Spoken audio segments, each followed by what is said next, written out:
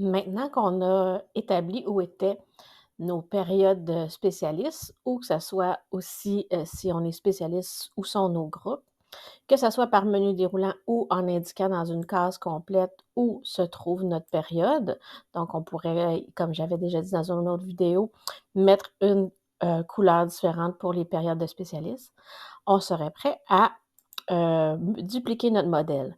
Donc, si on a des semaines de modèle A et modèle B pour des semaines différentes dans notre calendrier scolaire, donc on peut se faire un modèle A et ensuite un modèle B en changeant les périodes libres avant de dupliquer.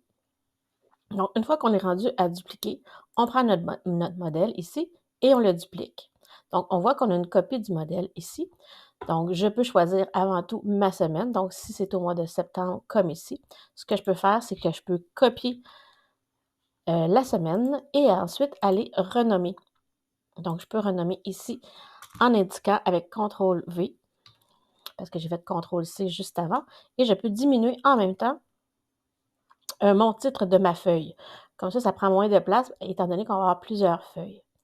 Ensuite, on peut reprendre encore notre modèle et ensuite dupliquer encore une fois de cette façon-ci. Donc, une fois qu'on a notre copie de modèle une autre fois, on peut tasser en tenant enfoncé notre souris, notre feuille de place et en changeant la date juste en haut, en double-cliquant et choisir la date du 9 septembre. Nos dates se mettent à jour ici et ensuite on peut faire un CTRL-C pour sélectionner notre date et ensuite aller renommer notre feuille comme ça ici. Donc, on efface et CTRL-V et on peut diminuer comme tantôt j'ai dit. Oups, c'est la même feuille que j'ai excusez-moi, c'est la même feuille que j'ai voulu renommer ici. Donc, c'est mon modèle, mon deuxième modèle, excusez-moi, ici, que je dois aller renommer. Donc, CTRL-C, ici, renommer, CTRL-V et je rediminue. Donc, on peut faire ça pour tout le mois de septembre, ensuite mois d'octobre et ainsi de suite. Si on veut indiquer nos mois de façon différente, on peut aller mettre une couleur sur nos mois. Donc, on peut aller modifier la couleur. Donc, ici, je peux aller choisir une couleur pour le mois de septembre.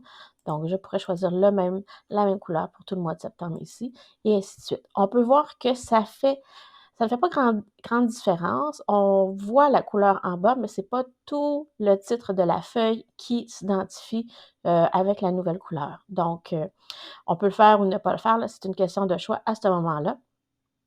Mais, c'est une façon qu'on peut identifier différemment nos mois. Donc ici, je pourrais encore dupliquer et là, je garde au moins la même couleur à ce moment-là. Donc, la couleur se duplique et là, je peux, comme tantôt, aller changer ma date et ensuite changer mon titre. Donc, j'ai gardé la même couleur pour le mois de septembre au complet et je la renomme de cette façon-ci, comme ça ici. Donc, j'ai mes 3 premières semaines qui sont prêtes du mois de septembre et je peux continuer comme ça. Si je ne veux pas, devoir, avoir toujours le vert ici, je peux repartir de mon modèle, mais je peux toujours partir de la dernière duplication pour en faire une prochaine, duplication là, comme on voit ici. Donc, je peux toujours repartir de celle-ci pour continuer, de dupliquer mes feuilles qu'on appelle dans Google Sheets, là, ce sont des feuilles. Donc, ça nous fait différentes semaines dans notre planificateur. Donc, dans la prochaine vidéo, on va voir comment intégrer nos liens une fois que nous commençons notre semaine.